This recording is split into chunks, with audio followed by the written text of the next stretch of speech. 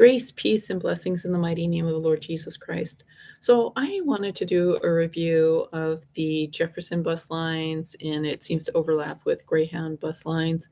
So, number one, they are very cold, temperature wise. The buses, I don't know if it's like 45 degrees, but it's freezing. People are wearing coats. The bus drivers are wearing coats, hats, gloves, and it's 100 degrees outside. So, and like I brought a winter hat and a winter scarf and gloves, and I survived, but it was still quite very cold. I didn't bring a coat because I was trying to travel light, but next time I will bring a coat. And when you're at the Greyhound bus stations, when there are a I mean, because usually there's no bus station. I was thinking I was going to be stranded at gas stations, and what I would have, but uh, there were two Greyhound bus stations I was in this last journey, and it was absolutely freezing cold. And the thing is, you get stranded by Greyhound Jefferson bus for a long time. You're there for 10 hours, 15 hours in like what feels like 45-degree weather, and it's 100 degrees outside. So, it's summertime, it's 100 degrees, you're sweating bullets. But when you're taking Greyhound or in a Greyhound bus or in a Greyhound station, it's 50 degrees. So you need to prepare for that. So, um, so I bought my Jefferson bus ticket. This was the first time I had traveled this route, and unfortunately, I had purchased the ticket for departure on Sunday. There's only one bus, and that bus is only at 3 in the morning or 2:30 in the morning. And so, unfortunately, I had to take the city bus the day before on Saturday, and I took the last evening bus on Saturday so I could be here for Sunday. So I was already kind of sleep deprived because I was I was just I had to stay up until you know like I didn't get to sleep uh, the Saturday night because I had to be get to the bus station for my 2:30 a.m. Sunday bus arrival. And I have taken buses all my life. I grew up in New York City. I never learned how to drive. So I, the precedent has always been where, like with common sense, with basic human dignity, with basic human decency, if you're the person, this is your job, you tell the person, this is bus stop A. We are in location A. We have arrived at location A. We have arrived at location B when we've gone. But according to Jeff, the customer service guy, Jeff at Jefferson Bus Line, like it makes me wonder if I think it's a fake name. He said that it is up to the entire responsibility of the location keeping track is on the part of the passenger. So the passenger is supposed to know where we are at all times. Now, I think this is very unfair because the bus driver has driven this route. The bus driver is in charge. The bus driver should just tell us we are in such and such city. And it's probably maybe some sort of union thing or something, but it's very it sabotages the passengers, especially when you're a new passenger and you're extremely sleep deprived because you've been up for 24 hours. And it's just so incredibly unfair. And I guess life is unfair, but this is really terrible business. It's just terrible treatment of your customers. And if Jefferson Bus or Greyhound Bus thinks that they're not getting paid enough to tell the passengers where we are, then charge us. If you got to charge me an extra $100 in order to tell me we are in the city where you need to make your transfer to get to Missouri, I'll pay that extra $100 rather than be stranded somewhere and up for 48 hours because I'm trying to get to my destination. like basically torture. Like that's what I'm wondering, if passenger bus lines, interstate passenger, and even interstate, like city bus lines, is it supposed to be some type of deliberate humiliation ritual, torture ritual? Because this does not make sense. What happened next is, um, so I was so my the driver didn't tell me we were at my point, just the next stop that I was supposed to get off. Like he didn't. I mean, multiple times he didn't even say what city. He was just. It was. I was just like, he's not a very good communicator. Um, and I was not aware that the rule is the bus driver is supposed to be quiet. The bus driver is a robot, is a mute. Okay, so that is the information I got from Jeff at Jefferson Bus Line, is drivers are quiet, mute. That is up to the passenger to know every location, even though there's no signs up around us to tell us where we are, even though we don't have smartphones and the maps, even though when people have smartphones and real-time maps, satellites go down or phones break or lose battery. But to hell with you, Jefferson bus passengers, because it's your responsibility to figure it all out. And you're supposed to be awake every second of every hour of your 30-hour bus ride with Jefferson Bus Lines, because F you. You should be dead for daring to take the bus for some reason. So I was stranded at Texarkana. The bus driver knew, and the bus driver, I think he knew he messed up, because he just finally started speaking, and he's like, "Go to the front and have them read you your ticket." So I was like, I went to the gas station lady who runs also the ticket counter, and I was like, "My bus driver didn't tell me to get off, so I need to redo my ticket." And she was like, "Well, we don't have Jefferson bus line stuff here." Even though the only buses I saw like 3, 4, 5 Jefferson bus lines go through there, but apparently they have no Jefferson computer stuff. Now, the thing is, so Jefferson expects the customer to be the computer expert, and I guess it just depends if the gas station wants to have the Jefferson software. Maybe the person working behind the counter doesn't know how to use the Jefferson software, and Jefferson won't pay them to use the software. And because Jeff at Jefferson Bus was saying, "Oh, well, we can't make Greyhound use our software. We can't make Greyhound, um, you know, be compliant or whatever with our stuff." So anyways, the lady was unable to help me with my ticket, and she was like, "Okay, call one of the numbers they had taped to the wall." So I called the first number that was taped to the wall, and it was to the Jefferson dispatch. So that number up there was for the Greyhound bus drivers to call, not for passengers, even though there were other passengers who are having problems all the time. Every time I've taken the bus, there's somebody having a big problem, and it's not the customer's fault, even though that's what employees think. But so, anyways, I called the bus driver, the dispatch number that's actually for the bus driver, and the dispatch at Jefferson told me to call the customer service. So I got a hold of customer service and told her my problem. She was like, she reissued my ticket, and so everything was fine.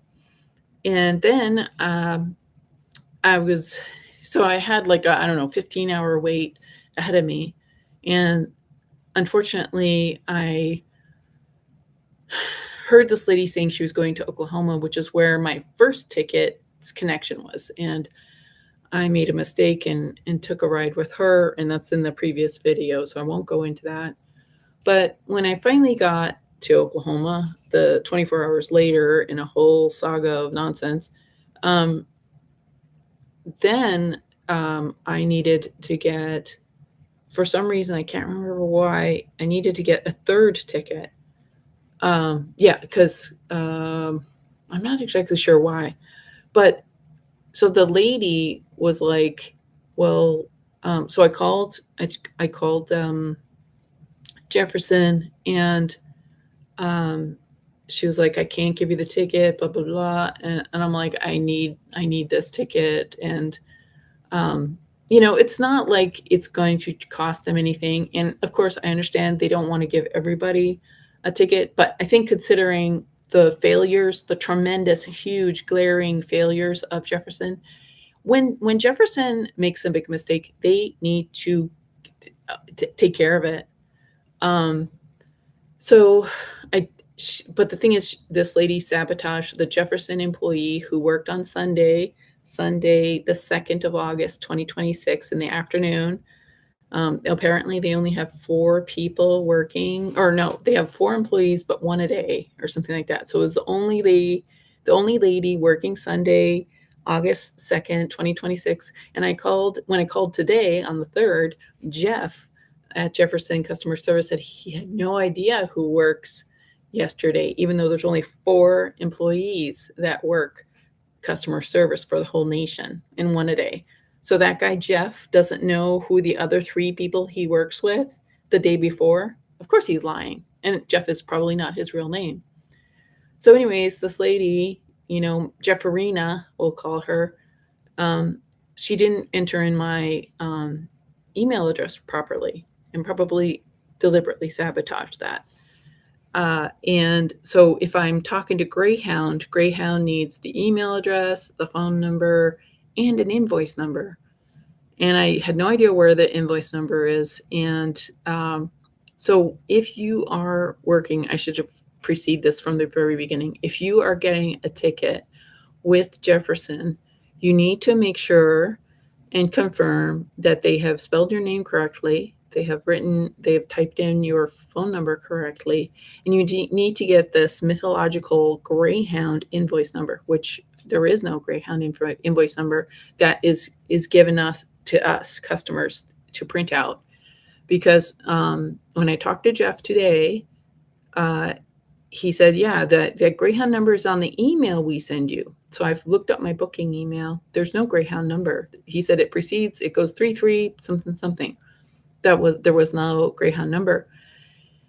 I had printouts of my ticket, and when I was stranded in Oklahoma, the very nice guy, but I think he knew everything was is sabotaged against the customers, against the passengers, because I had my ticket printed out, and he was like, "Well, this isn't matching. There's nothing there." I think that okay, so the ticket apparently didn't exist.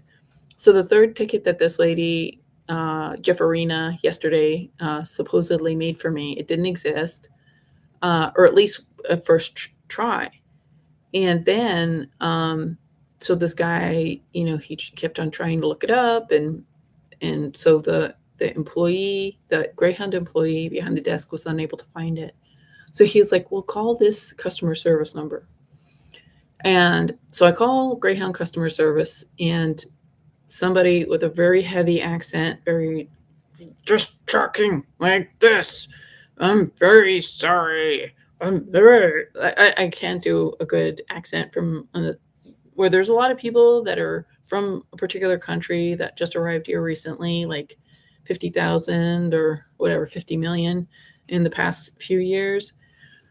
So this guy was telling me that my ticket was basically fraud because I was unable to confirm the correct or the correct email on file, because Jefferina, when she did my third ticket, improperly put in my email, and my email is my first and last name, so she misspelled it, and I think she did it on purpose,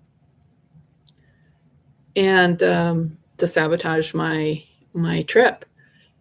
Like, how dare I? And basically, she wanted me, I think, to pay $400. And I wonder, is this the business model now for Greyhound? Is you're supposed to pay $500 ultimately for your ride? And if that's the case, I'll pay $500 if you don't mess with me. I'll pay $500 to just get to my destination. But don't freeze me to death when I'm on the bus. Don't freeze me to death when I'm in your waiting area. Oh, may there be make a waiting area, and keep the drug addicts out of my face, and don't let them pester me and like glower over me when I'm waiting. Like, yeah, but you charge us $100, give us like you set us up for human trafficking, and then you blame us. Like, when we're like, the reason why we're taking the bus is because we don't have a car, don't know how to drive, can't drive. Like, don't make that we're using your service some sort of implication we're criminals and need to be treated like we're evil. So, fortunately, the manager, so the Greyhound guy, very nice at the Oklahoma Greyhound counter.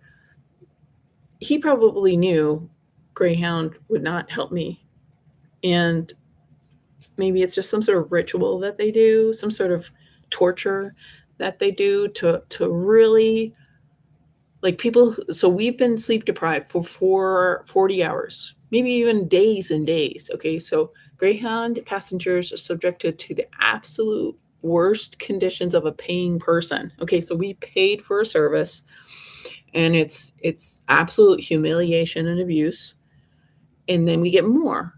And so it's like, how much, and if you look, and if you're like, you are supposed to be absolutely surrendered and just have no dignity, no, but no aggression, no self-preservation, other than you just want to get to your destination.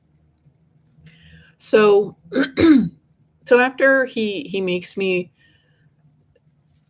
deal with the nonsense of guys speaking almost another language, and the thing is, this guy, the customer service at Greyhound, was just just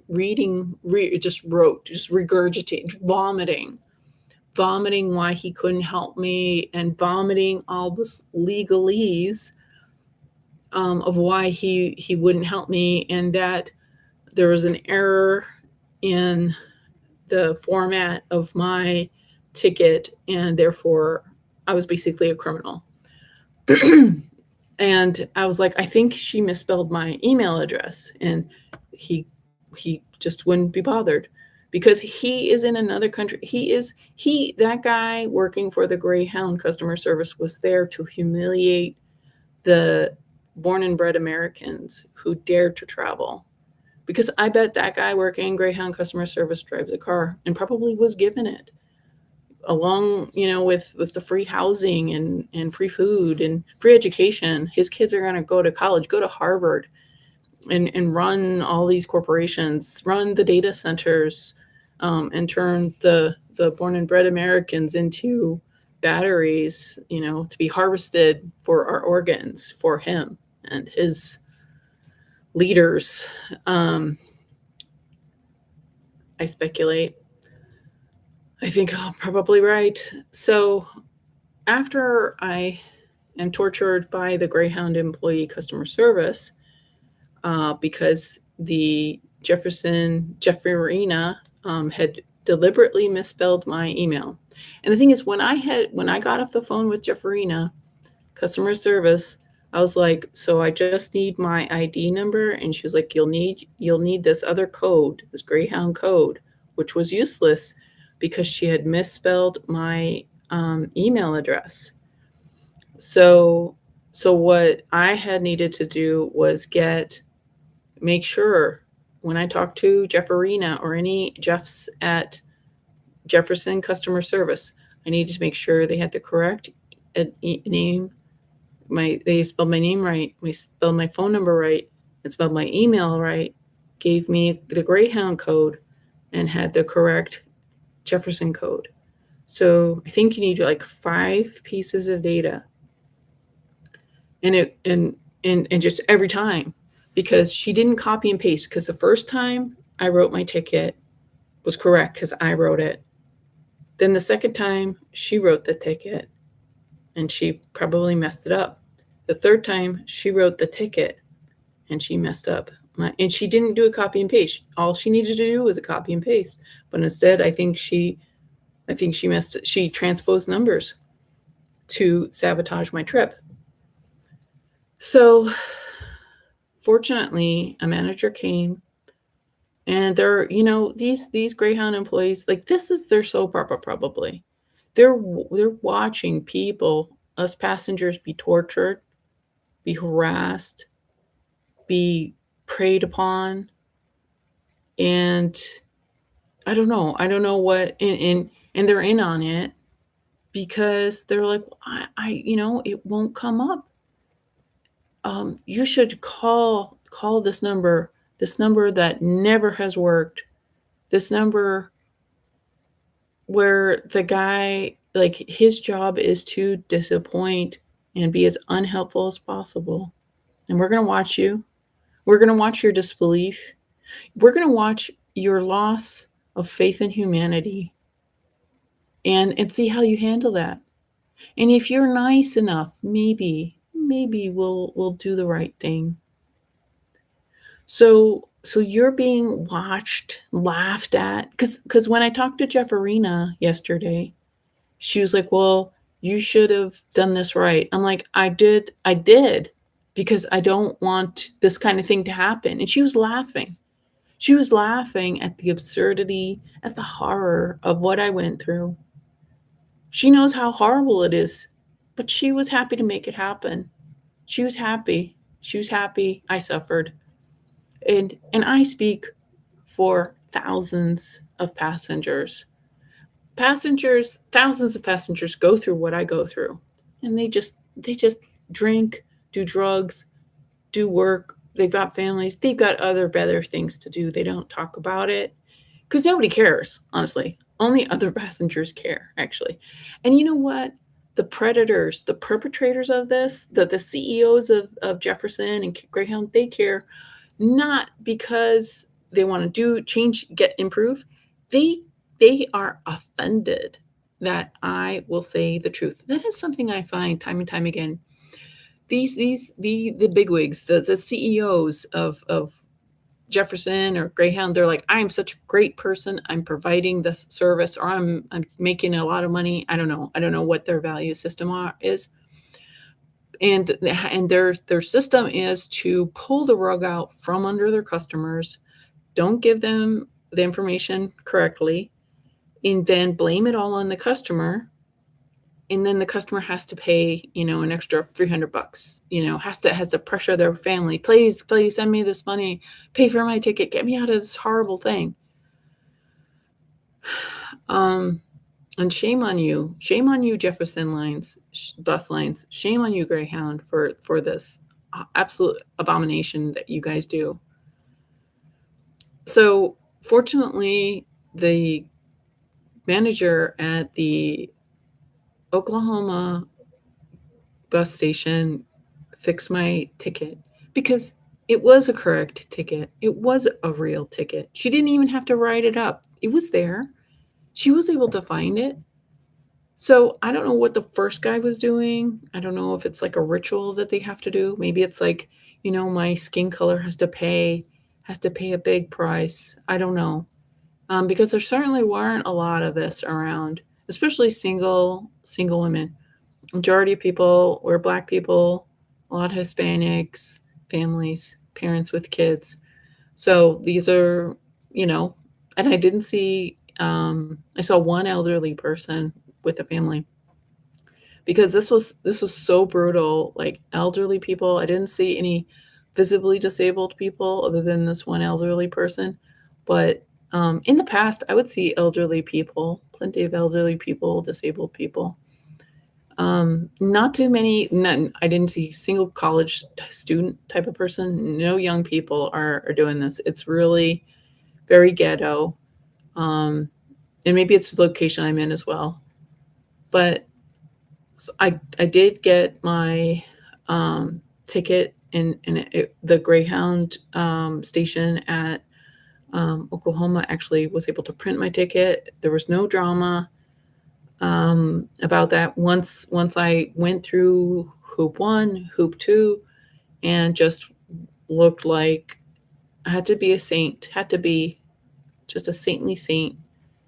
And I, I was just really surprised how when I called Jefferson Bus Lines that like he had no conscience. When I talked to Jeff, he had no conscience that bus drivers are supposed to be mute, basically. That he had no conscience, no awareness that of just a basic common courtesy. Like, it's your job. If you were a bus driver, interstate bus driver, like it's your job. It's always been like throughout millennia. When somebody's taking people across like state lines, national lines, you tell the person we're in Timbuktu now. It is. It's just. And I don't know. Maybe the bus drivers are making $8 an hour, and so you have to pay them more to announce. I don't know what it is, but there should be signs then. Like it should not be, the burden should not be on every customer, every passenger to know of every destination that we make in a 20-hour trip. Like it's just an impossible feat.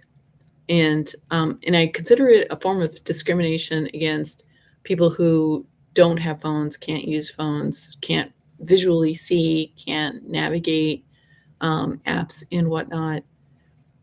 And I think it's like some type of deliberate thing to try to force people into I don't know. Like, I mean, we need like a seeing eye dog for people who don't know how to use phones. I mean, there should be some sort of disability accommodation made for those of us without um, the ability to use smartphones, or who just like I think it's illegal. I'm no, it's illegal to force people to have a device, like a expensive device, in order to use a service. Like we should not have to pay an entrance fee to use Greyhound, but like in terms of having like the $1,000 phone or whatever, and also like having to just do all the stuff that's required for a phone. So, I think that is everything I wanted to say. Oh, one last thing. So when I talked to Jeff, he said that there was an invoice number that goes with my ticket, and when I finally had that invoice number, it still didn't help um, until that manager came and just did a kind of an override. So Jeff told me, yes, your email comes with this Greyhound invoice number, and there was no Greyhound invoice number starting with 33 in the email. When I had talked to Jefferina the first time, she never gave me a Greyhound invoice number, even though she knew the buses, it's either going to be Greyhound or Jefferson, and you don't know what employee knows what. So you need both Greyhound numbers and Jefferson numbers. Then, um, so there was, and if this Greyhound number is so essential, which it seems to be, then why is it not on the Jefferson tickets like that you print out? Why does Jefferson not have it, clearly stated you have to know your Greyhound number? And Jefferson also needs to make sure to inform passengers that it is incumbent on the passenger to track every single location the bus goes through. And Jefferson needs to warn people, and Greyhound needs to tell people that drivers do not tell you where you are. Drivers are mute and silent, and so passengers need to be aware that the responsibility is all on the passengers to track where the bus is, and you can't rely on the bus company or the drivers to tell you where you are. And if they could have their druthers, I bet Jefferson and Greyhound wouldn't even let wouldn't even like the employees working there wouldn't even tell you you're in Oklahoma City. They would be like, we do not get paid to tell you where you are, you horrible Greyhound or Jefferson bus passenger. You're garbage. You're worse than garbage.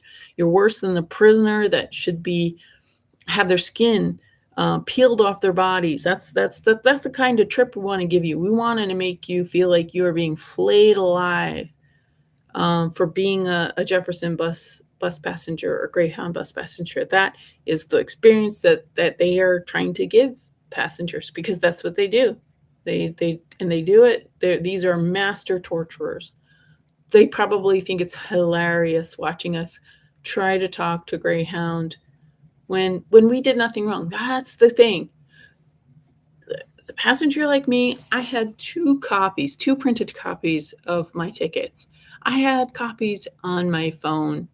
I had the trip mapped out. And, but still, I am treated like I did something wrong. And if I had known, and so that's this public service announcement, if I had known that drivers are mum, employees are mum, the whole point is to torture you, make you feel like you're being skinned alive. You're being frozen to death. So the buses are going to be 40 degrees. The bus station is going to be 40 degrees. Sometimes there's not even going to be a bus station. You're going to be stranded in some scary parking lot in the middle of the night with all these crackheads around. And that's, I knew that was going to happen, but now I know. Now I'm certain. And maybe Greyhound and Jefferson are places for human trafficking, because that's what happened to me eventually. And fortunately, it wasn't like stereotypical. Instead, somebody kind of basically abducted me, soft kidnapped me, soft abducted. I didn't realize what was going on for about 6 hours, or maybe 3 hours, and then I realized, oh, something, I'm being conned here, and I go into it in my previous video, but the thing is, yeah, so these companies are torturing their hated passengers. So Jefferson and Greyhound deeply, deeply hate their passengers, their paying customers. I mean, it's amazing the hatred that these companies have for us passengers. And I'm not sure what we did to you employees, you CEOs of these bus companies. I don't know what we did. Maybe it's because, you see our skin color, or because some of us, I don't know, like because we're American, or because we're not trafficking people, maybe because we're not human traffickers, or at the moment. So now I know. Now I know what to expect. And it does seem to be a trend in transportation, because when you're at the airport, you're they go to gate, so you can't even hear what's going on, and that must be deliberate as well. Like all these public transportation things have the worst audio. So it's your fault, passenger, because you can't hear the muffled conversation. You can't hear the muffled announcement, but it's your fault. You should be able to hear this impossible to hear sound. So I think it's actually some part of a greater theme of torture. And then the thing is, they'll gaslight you that it's your fault. They'll gaslight you that you're just supposed to chill. You're just supposed to be laid back about this deliberate sabotage of basic normal stuff. And because, like, if we look at the Epstein files people who are probably setting this all up, like the Epstein files people love to torture just decent people, poor decent people. We are the antithesis of the Epstein files, because we have nothing to hide. We haven't trafficked people. We don't intend to. We're content. We're happy to be poor, decent people. And we are the Epstein of you. I mean, we are the antithesis. We are the enemy of you Epstein file people. The thing is, the upper middle class, you guys do shit. You guys do sketchy shit, but you're like, oh, but I'm so respectable. I'm married. I have children. I'm a pillar of the community, but I still do sketchy shit. And the thing is, you guys who are upper rich, upper wealthy class, upper middle class, or whatever, you guys are involved, know people, or turn a blind eye. And I think a lot of you guys are like, well, I just don't see it. So that means I'm not involved. So I'm actually a good person. And that's what I notice. And I have friends, I have family, I have acquaintances that are pillars of the community, wealthy, respectable, but they work in buildings where it's like known Epstein file stuff have occurred. But they're still like, I'm so noble, you know? And so, anyways, thank you for listening. Be warned. And yeah, if I only knew that this was really calculated, like taking transportation, any kind of public transportation is torture. And I mean, when I listen to people who drive, they're constantly like traffic is engineered to be very difficult. It's on purpose. It's not actual natural traffic. Cities design traffic snarls. They design construction to interfere with traffic on purpose to frustrate people, to torture drivers. So it's across the board. Um, so it's just good to know that they're trying to torture us. They are actually torturing us. They want us to feel like we're being flayed alive, and they want to make us desperate. So then we do something that jeopardizes our safety and our dignity, and they blame us, and they're gonna set everything up so it seems like it's our fault. But if there is anybody, in a position of authority that can look at the facts speak for themselves. The truth will set us free. And shame on all the bad people that think it's funny to torture um, people taking the bus, just trying to get somewhere. It's God. Vengeance is the Lord's, and you will be punished. Whether you're an employee, one of these customer service people sabotaging people's rides, predators that are lurking at these Greyhound stations, at these bus stations, the CEOs of Jefferson and Greyhound, and the officials who are supposed to regulate these industries. God, vengeance is the Lord's. He will punish you guys for willfully, extremely torturing unnecessarily your passengers. So, just wanted to give you guys a heads up that this is the state of things. You need to have all of your details. I don't even know if the Greyhound bus number is real. It could be fake because it's never shown up in my document. And when I had it the one time, it never worked. So that could be just a joke on me, joke on us passengers who are trying. We have all of our ducks in the row, but how dare we're supposed to be dead? We should just be dead, be tortured until we're dead. That's the logic of this reality that I know. For the most part, that seems to be the case.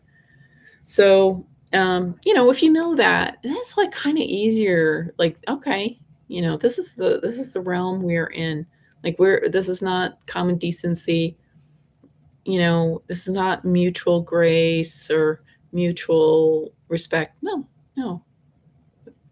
Greyhound passengers are absolute garbage, supposed to be tortured, and they're supposed to pay you to torture them more. That's the reality.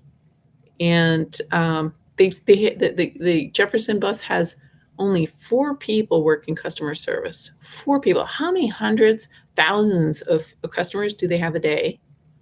They only have 1 person for thousands of customers, and their drivers are mute. So the drivers won't tell the customers their location. And we're the problem? Customers are the problem? So you won't the drivers refuse to you don't have the drivers announce the departure, announce the location. You only have 1 customer service for an entire country of thousands of people. Like, it's it's obscene. It's an abomination. It's criminal, in my opinion. So, there we are. So I think I've shared my public service announcement, and with this knowledge, you'll just be more prepared. And maybe it's like I know bad things are happening with flights as well, and I hear trains are pretty tough. If I knew how to drive, I'd probably be driving. I think everybody's driving actually, and it's really just the most desperate of us that are taking the bus. And unfortunately, we that are taking the bus don't have the time and kind of the inclination to speak up about the crimes that are committed against us as passengers by the bus companies and by the traffickers, the predators that target bus stations, bus depots, gas stations where the buses drop off. So, um, it's not a glamorous topic, but it's important to us poor people who take the bus, who are actually nice people, we're decent people, and, we deserve an economical way of getting around, which we should be treated like just basic human beings with basic rights, you know? Like that you didn't kill us and butcher us and rape us does not make you a good bus company, Jefferson or Greyhound. Like, maybe that's your other job, maybe that's the job you really like. Well, then let somebody who really wants to just treat their customers decently have the company, because we've had enough of you trafficking us. Because this is a form of trafficking, of sabotaging your customers so much, and then, like, acting like it's it's the customer's fault. So if anybody has like a logical suggestion, ideas, can relate, please let me know. And thank you for watching. God bless.